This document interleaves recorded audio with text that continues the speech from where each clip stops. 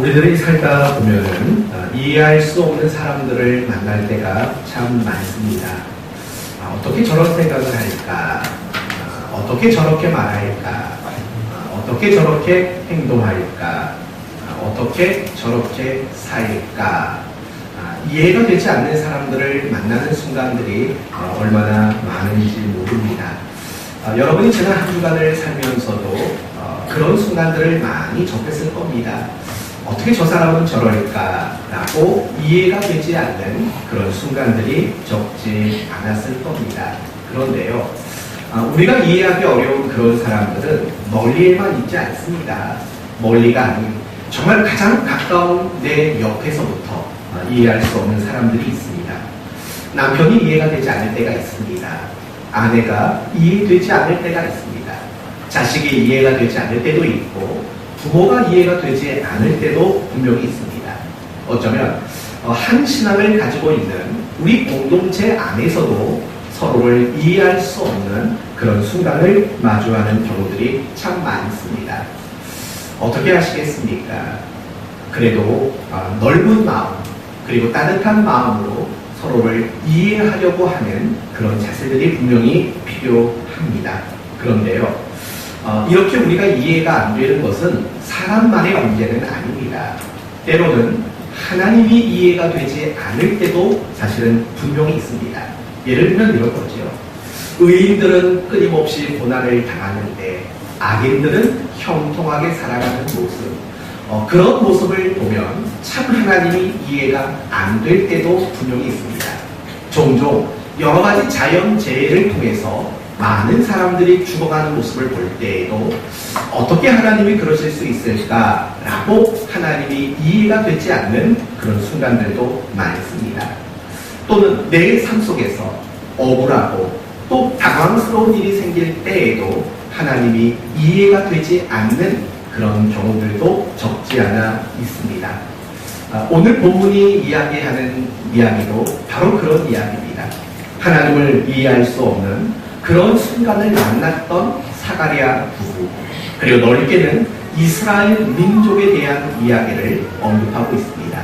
그러므로 오늘 말씀을 통해서 하나님이 이해가 되지 않는 그 순간을 만났을 때 우리들이 꼭 알아야 할 것들은 무엇인가에 초점을 두고 오늘 말씀을 함께 묵상하려고 합니다.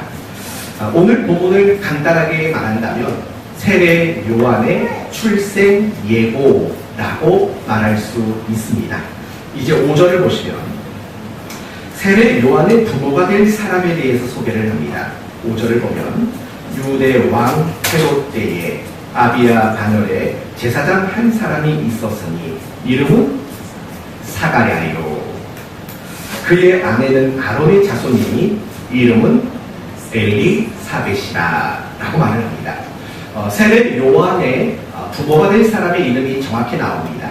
사가랴요 엘리사벳이다 라고 말을 합니다.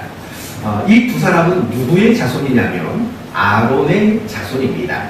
그리고 이 두 사람은 가문은 대대로 제사장으로 살던 제사장 가문의 출생이다 라고 말을 합니다. 그런데 5절 상반절에 보시면 이 아비야가 제사장이라고 말하면서 어떤 반열에 속했다고 말합니까? 5절을 보시면 아비야 반열에 제사장 한 사람이 있다 라고 말을 합니다. 여러분, 반열이라는 게 무슨 말인지 혹시 아십니까? 반열, 간단히 말하면 제사장 편성표 또는 제사장 근무표라는 뜻입니다.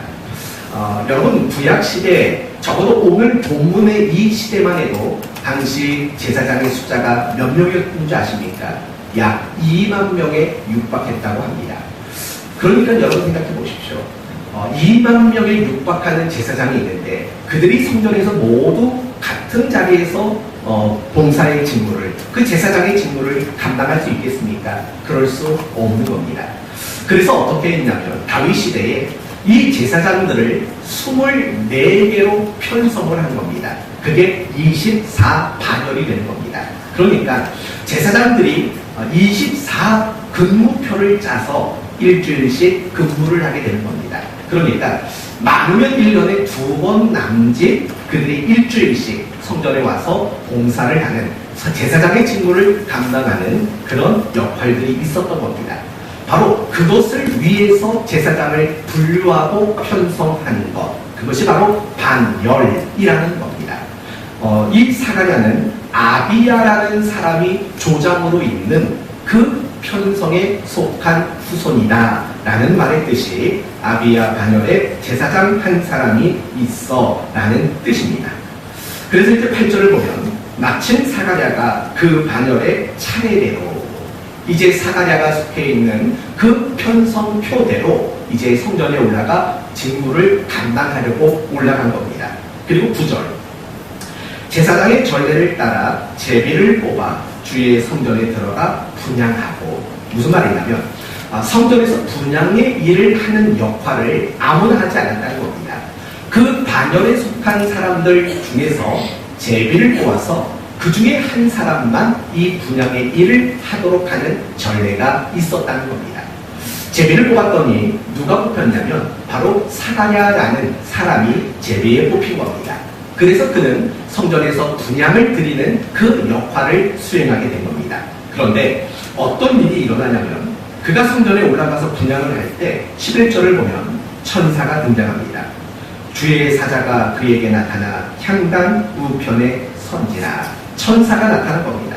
그리고 그 천사가 사가랴에게 전해준 말이 뭡니까? 13절 천사가 그에게 이르되 사가랴여 무서워하지 말라. 너의 간구함이 들린지라. 내 아내 엘리사벳이 내게 뭘 낳아주리니? 아들을 낳아주리니. 아들을 얻을 것이라고 그렇게 소식을 전하게 됩니다.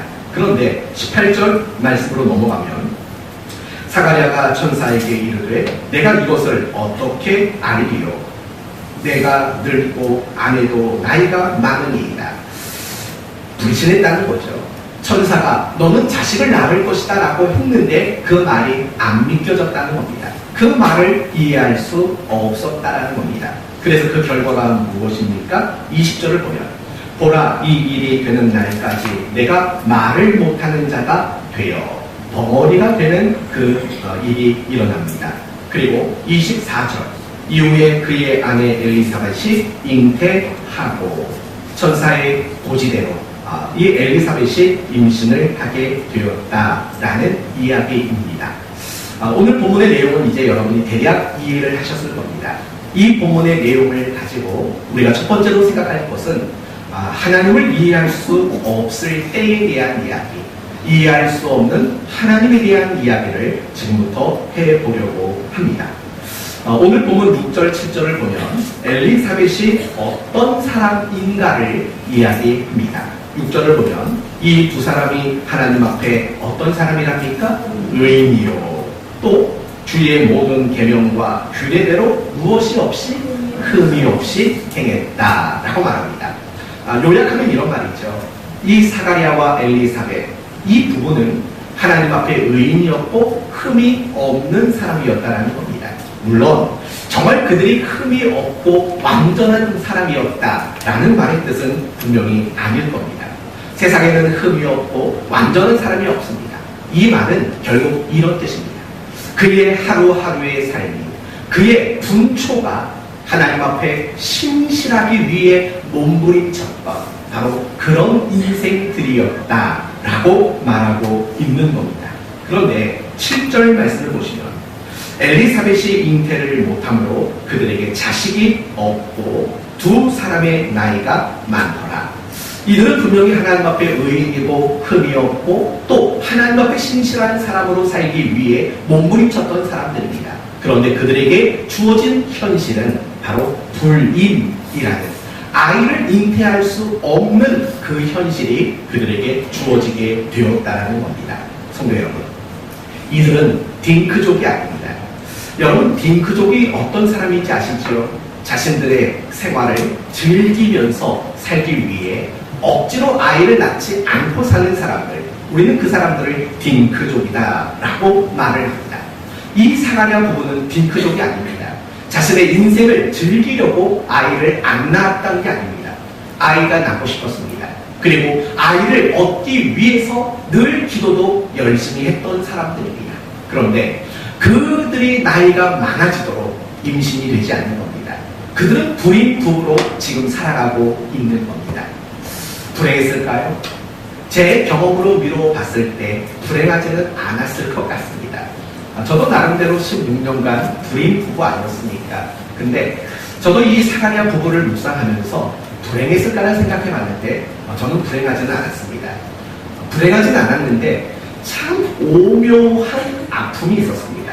오묘한 아픔. 그때 그 순간에는 그게 아픔이었는지도 모르고 어쩌면 아픔이 아니라고 스스로 위안했을지도 모르고요.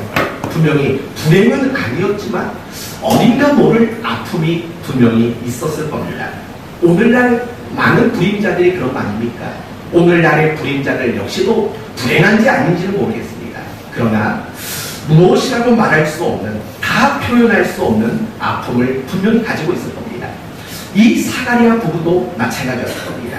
그들이 제사장이고 하나님 앞에 살아가는 신실한 사람인데 불행하다라고 느끼지까지는 않았을 것입니다. 하지만 그 불임이라는 이유 때문에 그들은 분명히 마음이 상하고 마음이 분명히 아픈 구석들이 분명히 있었을 거라는 겁니다. 단지 아이가 없는 것 때문에도 나름대로 아팠을 겁니다. 그러나 여러분, 그 당시에는 불임이라는 문제가 단지 아픔 정도로만 다가오는 그런 문화는 아니었다는 것을 아실 겁니다.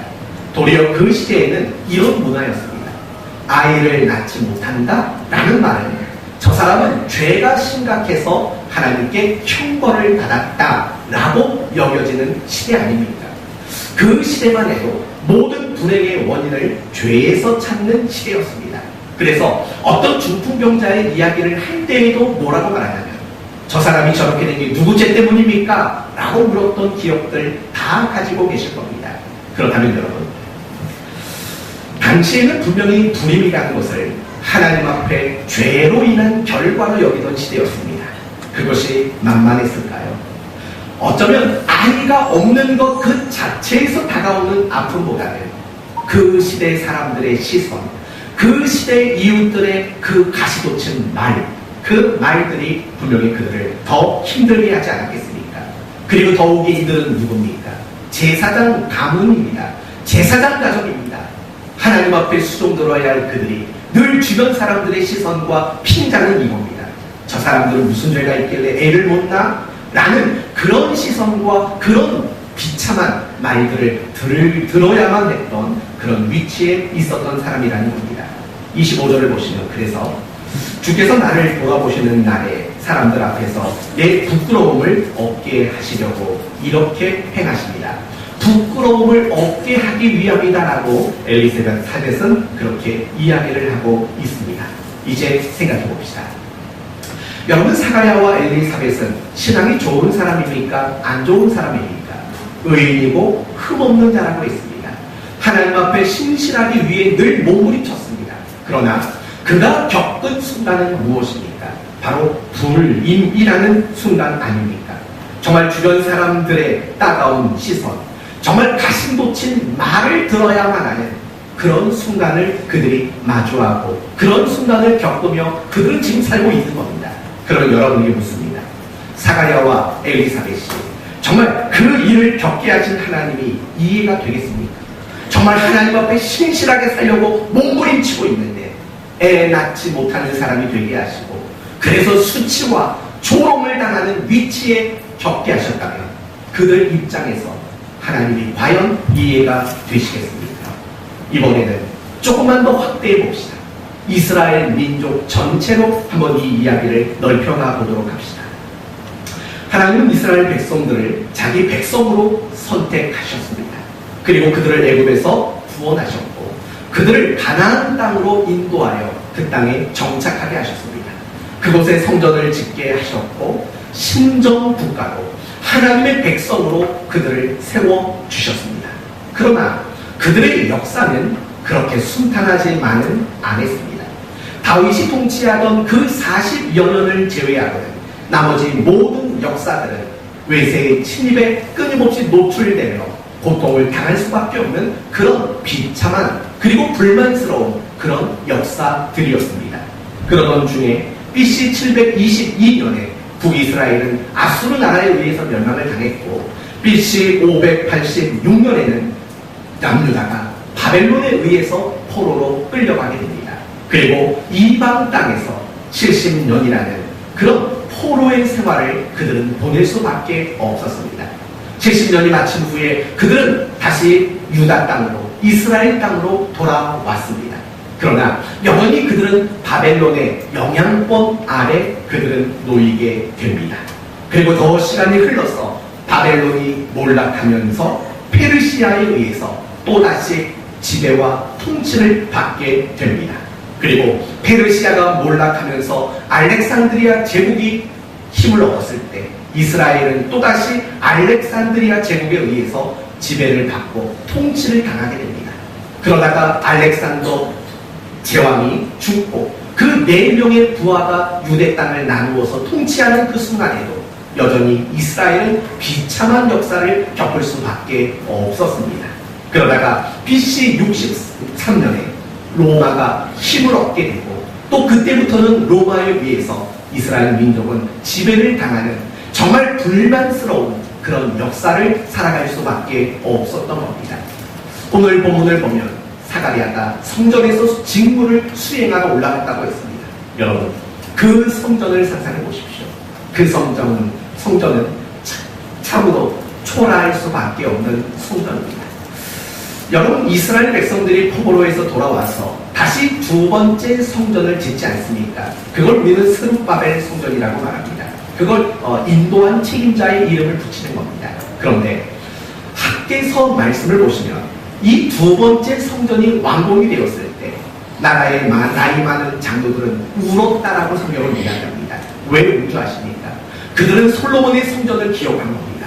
그러나 지금 지어진 그 성전은 너무나도 초라하게 짝이 없었기 때문이라는 겁니다. 그렇게 그들의 자부심과 같았던 성전이 그렇게 초라하게 약해지고 말았다는 겁니다. 오늘 본문을 보면 사가랴가 뭐라고 말하냐면 아비야 반열이라고 말합니다. 그런데 이 부분에 있어서도 할 말이 많습니다.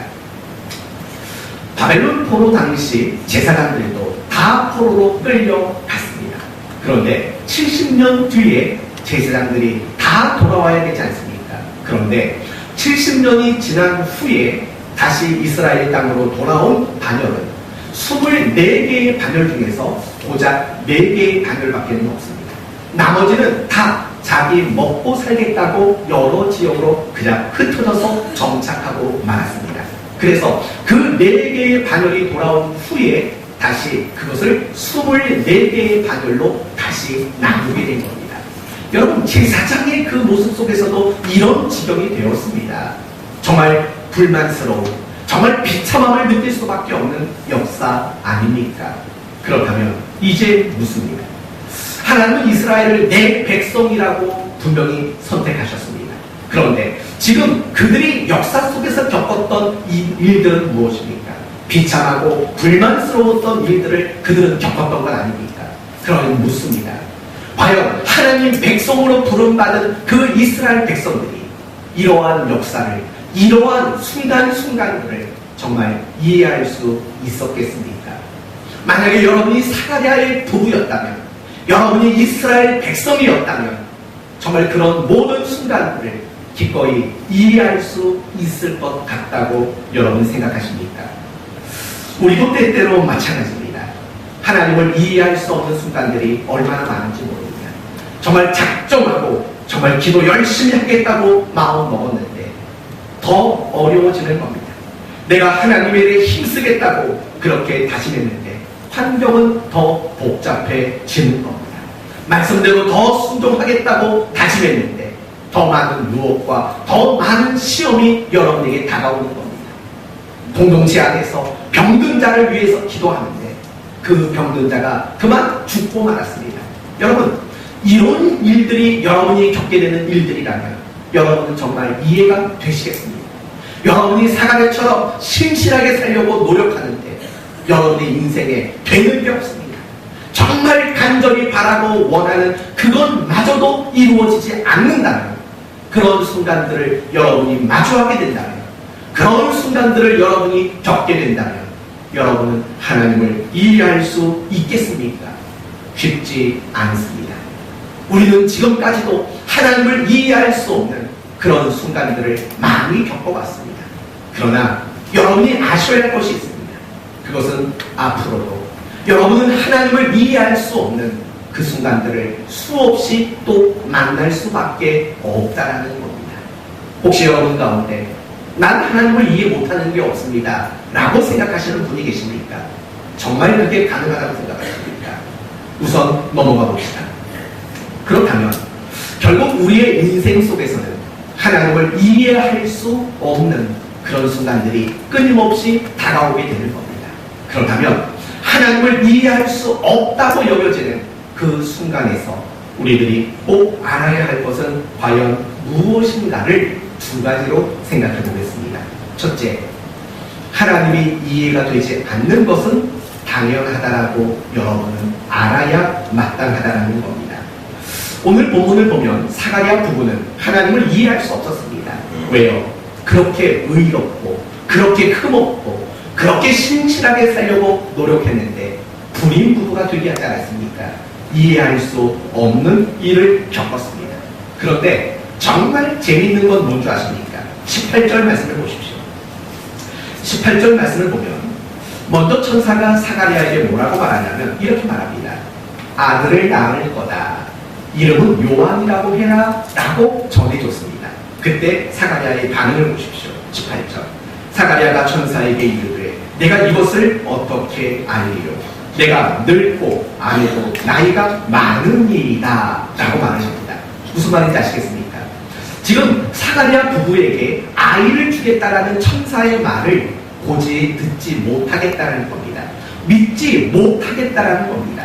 이걸 다르게 말하면 그 말도 이해할 수 없다는 겁니다. 참 재밌는 표현 아닙니까?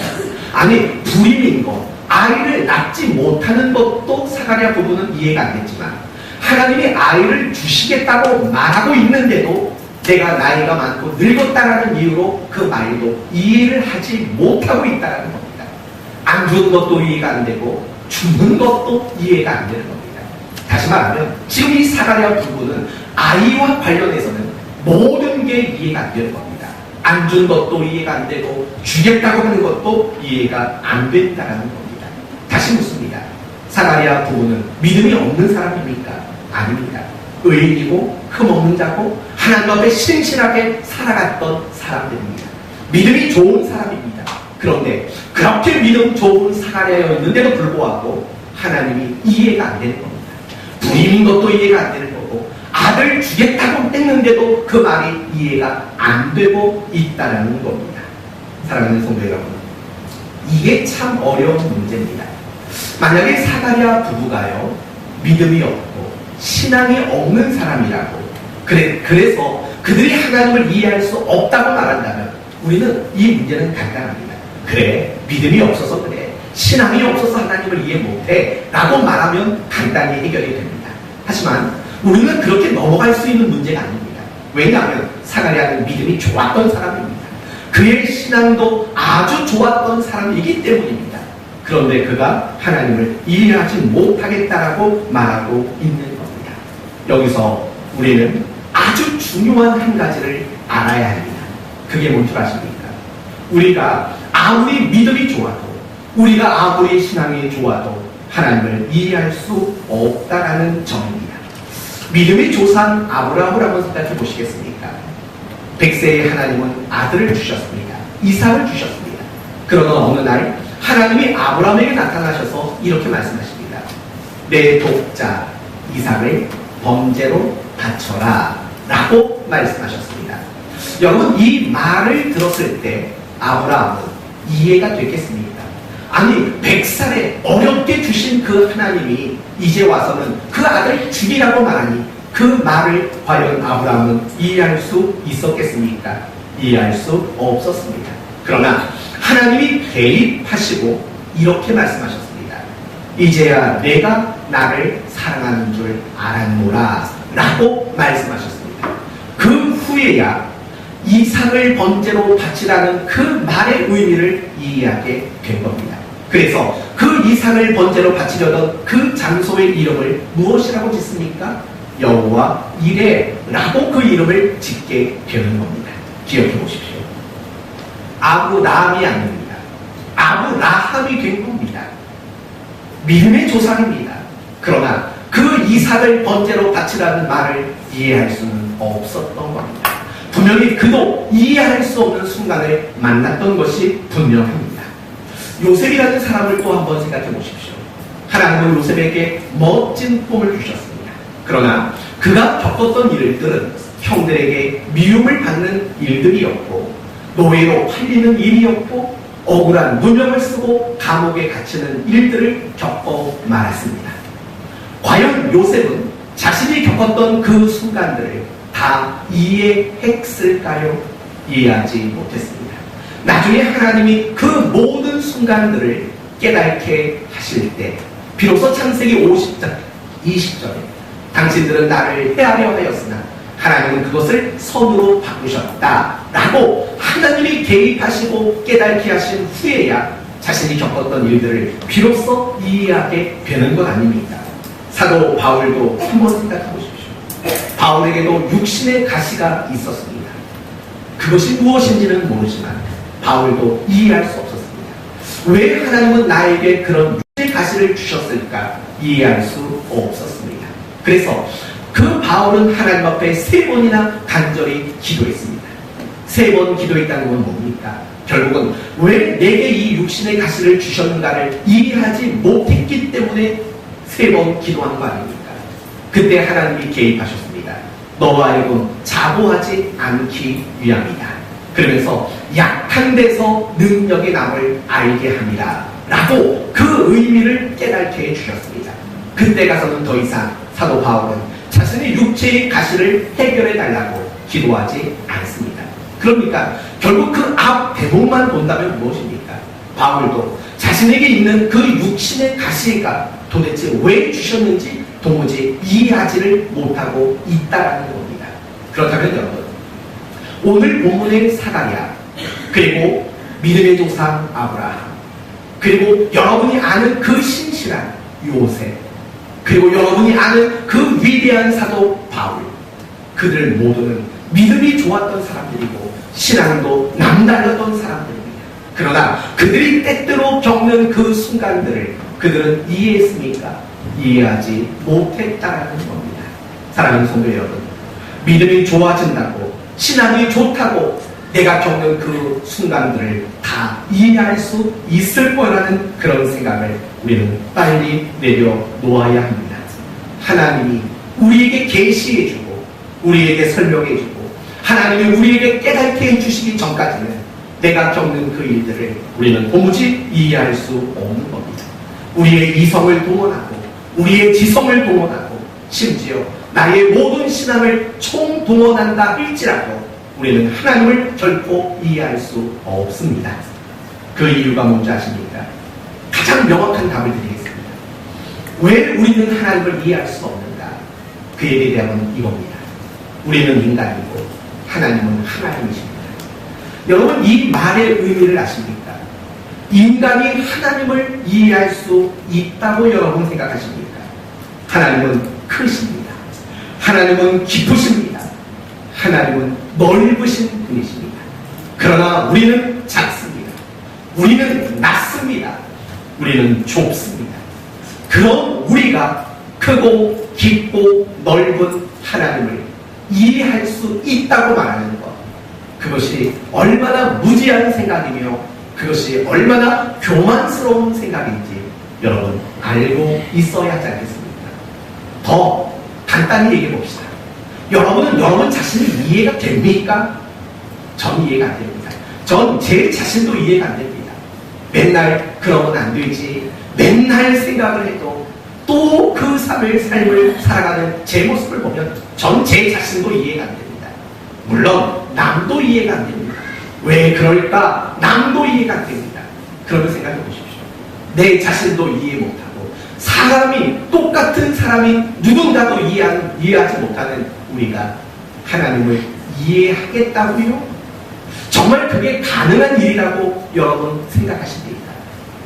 여러분, 우리가 정말 지성을 동원하고 신앙을 동원하면 하나님을 이해할 수 있는 존재라고 여러분은 정말 그렇게 생각하십니까? 그럴 수 없는 겁니다. 그래서 이사야 선지자는 이렇게 말합니다.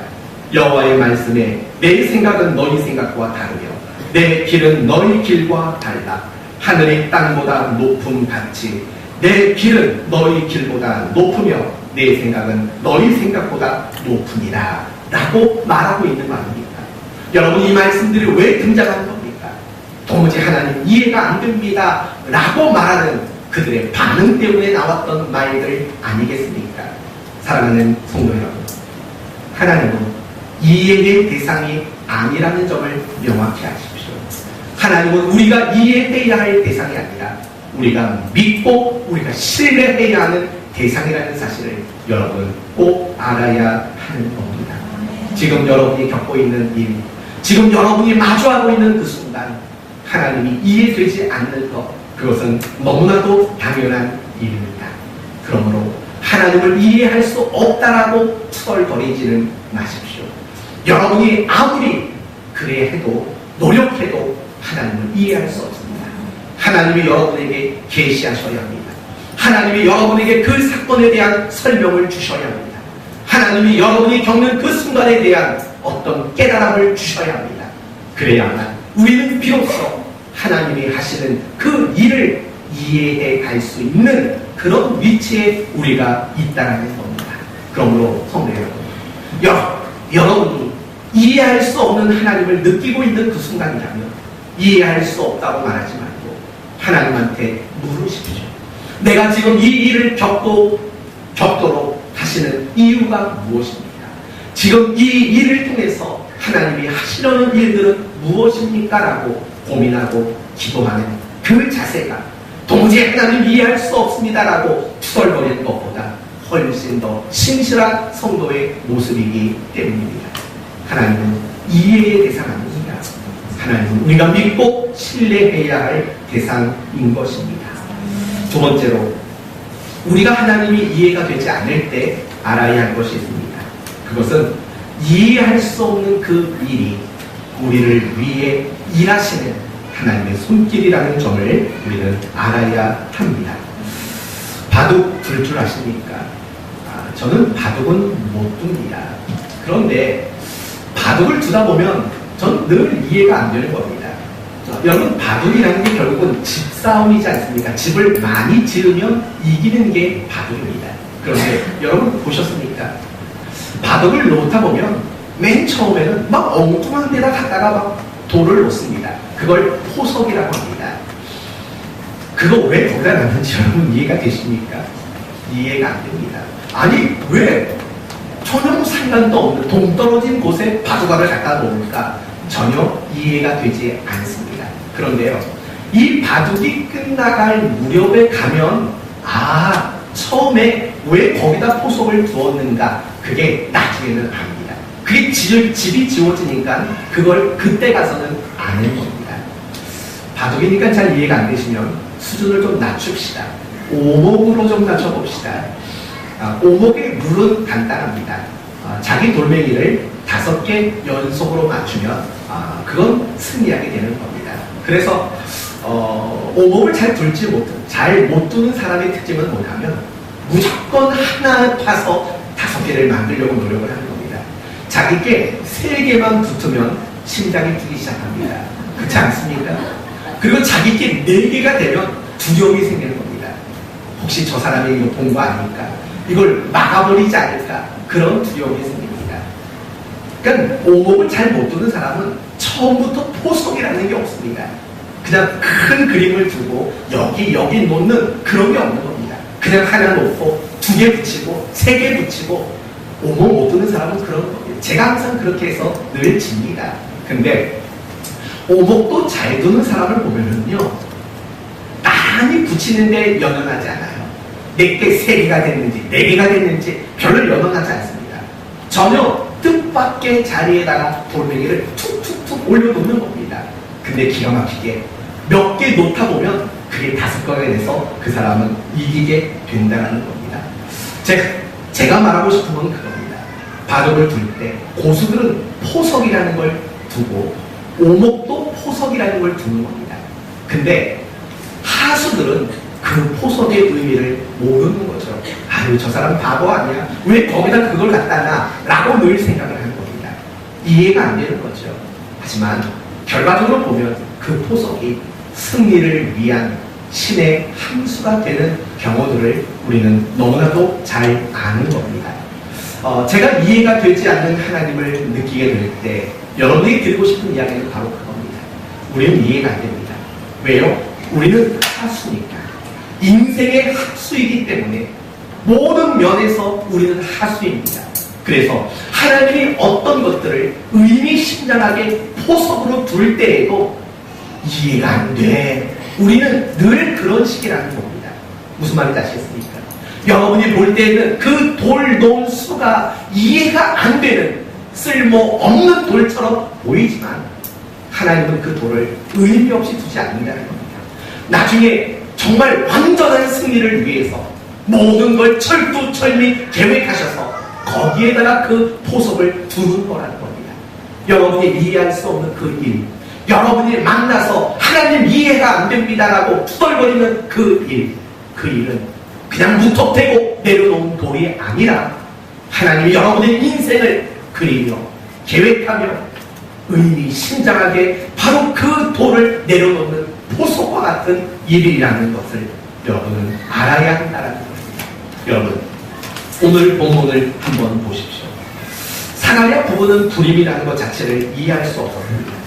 이스라엘은 그 불만스러운 역사를 이해할 수 없었습니다. 그런 가운데 오늘 본문은 누가 태어날 것을 예언합니까?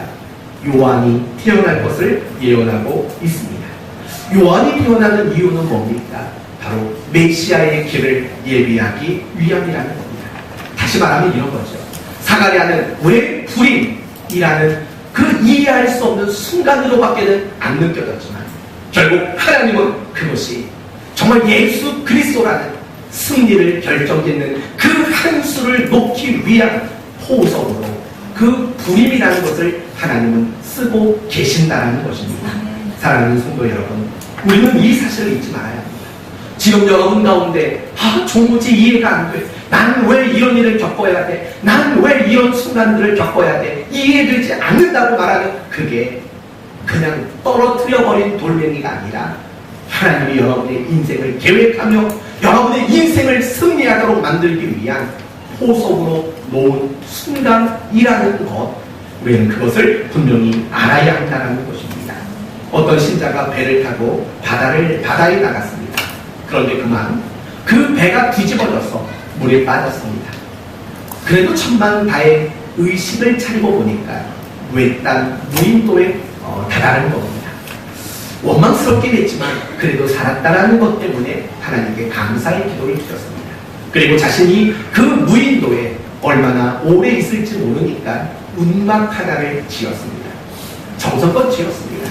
그리고 며칠 후 잠시 운막을 떠나 사냥을 하러 나갔습니다. 그런데 돌아와 보니까 이 운막이 불이 나서 다 타버린 겁니다. 도무지 이해할 수 없는 겁니다.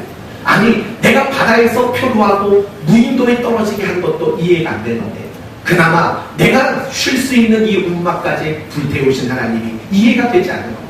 그런데 갑자기 멀리서 백호동 소리가 울리면서 배하다가 이 무인도에 다다랐다는 겁니다. 알고 봤더니 이 사람을 구조하기 위해 온 사람이라는 겁니다. 너무 기쁜 나머지 물었다는 겁니다. 내가 여기 있는 거 어떻게 알았냐고. 그랬더니 연기를 보고 찾아왔다고 말을 했답니다. 분명히 그 운박에 불탄 일이 이 사람의 입장에서는 이해가 되지 않는 일입니다. 그렇죠. 충분히 속상합니다. 충분히 억울하고 황당하고 괴로운 일입니다. 하지만 그것으로 인해서 구조선을 하나님이 이 무인도로 보내 이 사람을 건져낸 거 아닙니까? 여러분이 이해할 수 없는 그 순간이 그런 의미라는 겁니다. 여러분이 이해할 수 없는 그 순간, 그 일들이 결국은 여러분의 인생을 승리로 이끌어가고 여러분의 인생을 더욱더 복되도록 만들기 위한 하나님의 포석이라는 것, 신의 한 수라는 이 사실을 우리는 결코 잊어서는 안 되는 겁니다. 우리가 이해할 수 없는 순간을 만났을 때 불안해하는 이유가 뭔지 아십니까? 이유는 간단합니다. 그 의미가 뭔지를 모르기 때문입니다. 만약에 여러분이 겪는 그 이해할 수 없는 순간이 하나님의 보석이라고 여러분이 확신하신다면, 그래도 여러분이 그 순간을 이해 못한다고 투덜거리시겠습니까? 그렇지 않다는 겁니다. 그러나 분명합니다. 여러분이 이해할 수 없는 그 순간이야말로 하나님이 여러분의 인생에 가장 멋진 집을 짓기 위한 보석의 순간이라는 것을 우리는 알아야 한다는 겁니다. 이것이 오늘 본문이 우리에게 말하고자 하는 가장 중요한 이야기입니다. 단지 사가랴와 엘리사벳만의 이야기가 아닙니다. 이것은 이스라엘 민족 전체의 이야기입니다. 이스라엘 민족은 바벨론 이후에, 그리고 말라기 선지자 이후에 400년에 가깝도록 더 이상 선지자가 그들에게 주어지지 않았습니다. 영적인 암흑기였고 하나님도 그들에게 도무지 나타나지도 않았던 그런 세월들을 보냈습니다. 그들은 이해할 수 없었던 겁니다. 아니, 하나님이 우리를 선택해 놓으시고 우리를 내 백성이라고 말해 놓으시고 이게 도대체 뭐야? 이해할 수 없었던 겁니다. 그러나 그 이해할 수 없는 순간 속에서도 그들을 위하시며 그들에게 가장 좋은 길을 이끌어 가시는 하나님을 소개하기 위해 누가라는 사람은 결국 이 사가랴의 이야기로 누가복음을 시작할 수밖에 없었다는 겁니다. 사랑하는 성도 여러분, 이해할 수 없는 순간 두 가지를 꼭 아십시오. 하나님을 이해할 수 없는 것, 당연한 거라는 것. 그리고 또 한 가지는 여러분이 이해할 수 없는 그 순간은 하나님이 여러분의 인생을 뒤바꿀 수 있는, 승리로 만들 수 있는 보석을 놓는 사건이라는 사실을 꼭 아는 여러분 되시기를 바랍니다. 그래서 원망하지 마십시오. 여러분의 인생에 하나님을 의심하지 마십시오. 그리고 더 나아가서 인내하십시오. 여러분, 제가 참 좋아하는 말 중에 하나가 인내입니다. 그런데 인내는 뭡니까? 참고 견디는 게 인내가 아닙니다. 성경이 말하는 인내의 의미는 신자다움을 지켜내는 게 인내인 겁니다. 그리고 더 나아가서 신자로서 놓치지 말아야 할 것들을 놓치지 않는 것, 그게 바로 인내라는 겁니다. 단지 이를 악물고 사는 것, 그게 인내가 아닙니다. 신자다움을 지키는 것, 신자로서 마땅한 일을 놓치지 않는 것, 그게 인내입니다. 이해할 수 없는 순간에 인내하십시오. 그리고 가장 중요한 한 가지는 항복하십시오.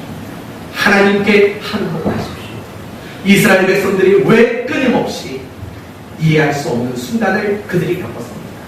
애국 땅에 나왔는데 홍해 바다가 바로 나왔고, 홍해 바다를 건넜는데 먹을 게 떨어지고, 먹을 걸 하나님께 공급받았는데 가나안 땅 사람이 거인이라서 못 간다는 두려움이 들고, 가나안 땅에 들어갔는데 아이성에서 패배하고, 겨우 정착했는데 블레셋에 공격당하고, 이렇게 끊임없이 이해할 수 없는 순간들을 이스라엘 민족이 당할 수밖에 없었던 이유, 그들은 끝까지 하나님께 항복하지 않았던 겁니다.